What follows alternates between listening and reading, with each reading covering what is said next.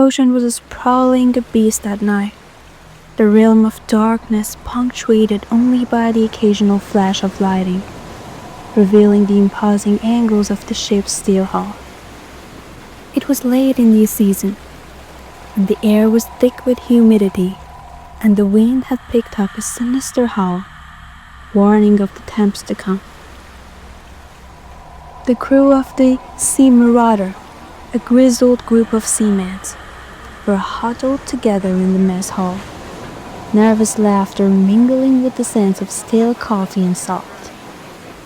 "Another storm? Whisper says it's a bad omen, Captain," grumbled Axel, the ship's veteran deckhand, as he stared into his mug. "There's no such a thing as omens," snapped Captain Rook, his voice booming over the swell of the waves. But deep down, he felt a chill that had little to do with the cold night air. "All right, ready to get scared? Turn off the lights, get cozy, and let the chill begin." As the weather began to deteriorate, the sea grew restless.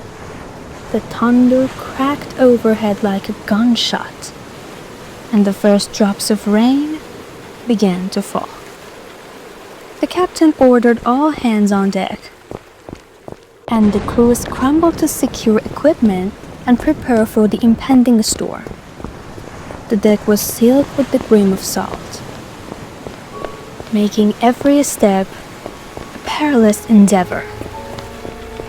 Just as they secured the last loose cargo, the storm hit with a ferocity that sent bodies sprawling. The wind shrieking like a banshee, pulling at their clothes and voices, drowning out the warning calls. Waves crashed over the boat, swamping the deck with icy water. Panic took hold as the ship tilted dangerously, and Rook shouted orders that were lost amidst the chaos. With each crash of thunder, a dark figure seemed to flicker at the edge of their vision, something unnatural lurking just beneath the rolling waves. "Ghost stories," Axel whispered to himself, peering into the stormy darkness, an uneasy feeling gnawing at his gut. Hours dragged on, and the relentless tempest seemed to have no mercy. Exhausted and soaked to the bone, the crew took turn at the helm, urging the ship to maintain course. But all the while, whispers curled around them, carried by the wind, melodic yet haunting. A siren's call that coaxed them to listen. "Anyone else hear that?" asked Leo, the ship's navigator, his brow slick with sweat and rain. The other nodded, exchanging glances that said more than words ever could. The voice grew louder, more instinct. They spoke of promises, of treasures hidden beneath the waves, luring the crew to abandon the ship. Suddenly, a building flash illuminated a ghostly figure in the water. A woman, hair flowing like a seaweed, her face a mask of sorrow. "Help me," she cried, her voice mingling with the wind, transcending the boundary between reality and nightmare. Axel felt his heart race. It was as if she were staring directly at him. "Don't listen," Rook roared, snapping the crew back to reality. He gripped the wheel, straining against the storm. But he could see the crew flattering. The siren's call echoed in their minds, promising peace and escape from the suffering. One by one, men began to stagger towards the edge of the ship, drawn by the allure of the ghostly figure. "We can't leave. We have to fight this," Axel yelled as he grabbed Leo's arm, pulling him back from the railing where the woman beckoned. But the storm intensified, the ship groaning under the pressure of the raging waves. Rook fought to keep the vessel steady, but the crew was slipping away, mesmerized by the haunting beauty of their doom. Each flash of lightning revealed the woman more vividly. Entangled in the sea's embrace, her eyes pleading, yet filled with an otherworldly hunger. "Let us go!" Axel screamed as he wrestled with another crew member, desperate to pull him back from the edge. "Can't you see? She's trying to take us!" Rook could feel it too. The gravity of 1,000 lost souls bore down to them, whispering of despair. As the storm raged, he could make a desperate decision, invoking an old sailor's trick he had learned in his youth.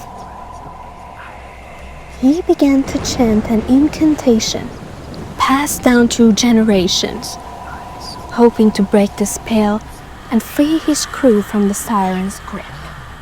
But the wind howled louder, and the murmurs transformed into anguished screams, wave after wave crashing against the hull as if the ocean itself protested.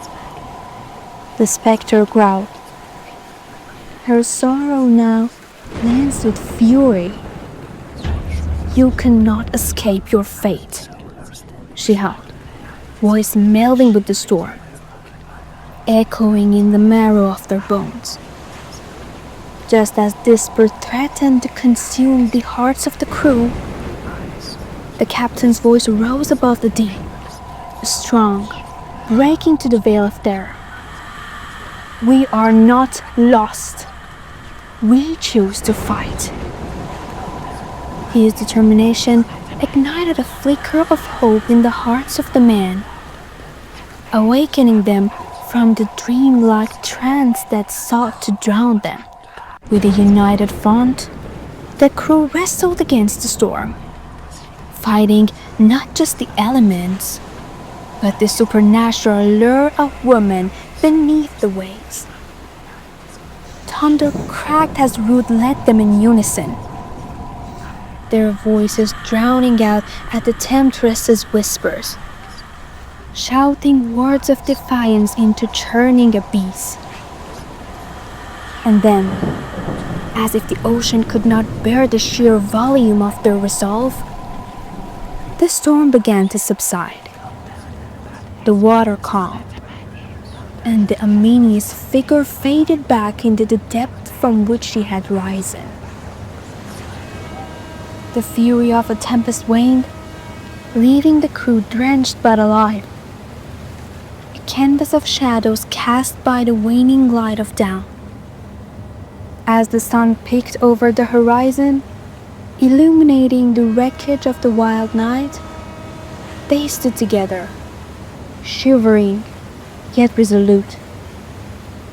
The sea marauder had braved a harrowing encounter with a force far beyond their understanding, but together they emerged, bound by a shared nightmare that had teased not just their strength, but their very will to survive.